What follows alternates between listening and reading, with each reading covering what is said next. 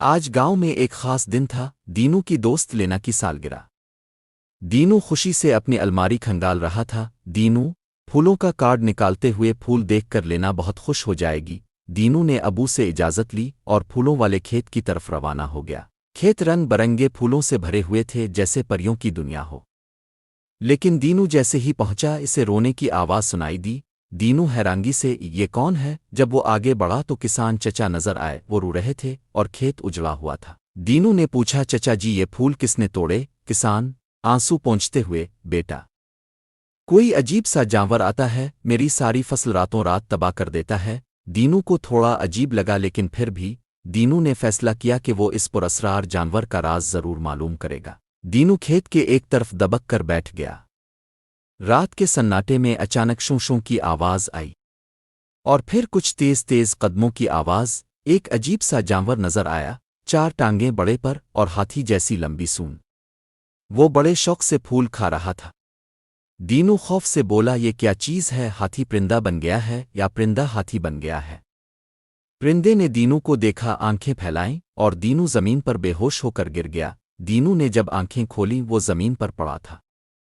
इसने फौरन अपनी जादुई ऐनक पहनी और जोर से पुकारा, जिन फौरन आओ, बड़ी इमरजेंसी है। जिन जमाई लेते हुए चाय पुलाओ, मसला बताओ या फिर मुझे सोने दो। दीनू जिन से मैंने कल रात एक हाथी जैसी चूंच वाला परिंदा देखा। जिन तंजिया लहजे में बोला, क्या वो परिंदा चाय की पत्ती भी मांग रहा था? दीनू नहीं, वो किसान के फूल चरा रहा था। हमें आज रात फिर देखना होगा। दोनों खेत में छुपे हुए थे। जिन बोला, मैं जिन हूं, इसका मतलब ये नहीं कि किसी भी बात पर यकीन कर लूं, लेकिन दोस्ती में सब कुछ जायज है। दोनों खेत में छुपे हुए थे। जिन चाय पीते हुए, मेरा जादू तभी चलता है जब मैं 3 कप चाय पी लूं।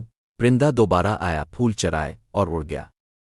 दीनू हमें इसका पीछा करना चाहिए। दोनों कालीन पर सवार होकर उसका पीछा करने लगे। परिंदा पहाड़ के अंदर एक गार में चला जाता है। दीनू और जिन भी इसके पीछे जाते हैं। पहाड़ के अंदर एक छोटा सा घर था।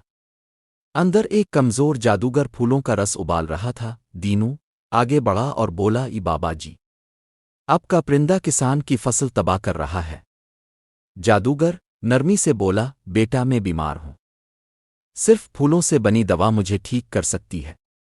मेरे पास जादू की ताकत नहीं रही। जिन कप आगे बढ़ाते हुए, बाबा जी मुझे लगता है अब चाय से भी ठीक हो सकते हैं। दीनू जिन से ये मजाक का वक्त नहीं है। जिन ने जेब से एक फटा कागज निकाला, इस पर कुछ घसीटा और मंतर पड़ा। जिन जोर से बोला, अबरा का डाबरा जमशेद का जूता फूल उगाओ पर हो थोड़ा सस्ता। अचानक जादूगर के घर में हर तरफ से आलू उगने लगे। जिन घबरा कर, अरे अरे, मैंने फूल लिखा था, ये आलू कहाँ से आ गए? दीनू हंसते हुए, लगता है चाय का असर खत्म हो गया है। जिन ने दूसरा मंत्र पढ़ा। जिन अबरा का डाबरा गिल गिलकार, फूल खिली हजारों हजार, और वाकई पूरा घर महकते फूलों से भर गया। जादूगर खुशी से खड़ा हो गया। जादूगर, तुम दोनों सच्चे दोस्त हो। ये लो जादुई किताब, इसमें हर बीमारी का इलाज मौजूद है। दीनू किताब अपने पास रख लेता है। दीनू और जिन वापस आते हैं। दीनू जिन से, क्या किसान का खेत ठीक हो सकता है? जिन, जी हाँ बिल्कुल। जिन मंत्र पढ़ता है, फूलों का खेत, खुशबू की बात, दोस्ती में छुपा है हर जादू का राज। अचानक खेत में नए रंग बरंगे फूल उगाते हैं। किसान खुशी से दीनू को फूलों के गुलदस्ते देता है। दीनू मुस्कुराते हुए एक गुलदस्ता जिन को देता है और बोलता, मेरे सबसे अच्छे दोस्त के लिए ये खूबसूरत फूल। जिन बहुत खुश होता है। इस तरह ये कहानी खत्म होती है। अगर वीडियो पसंद आई हो तो चैनल को सब्सक्राइब करना मत भूलना।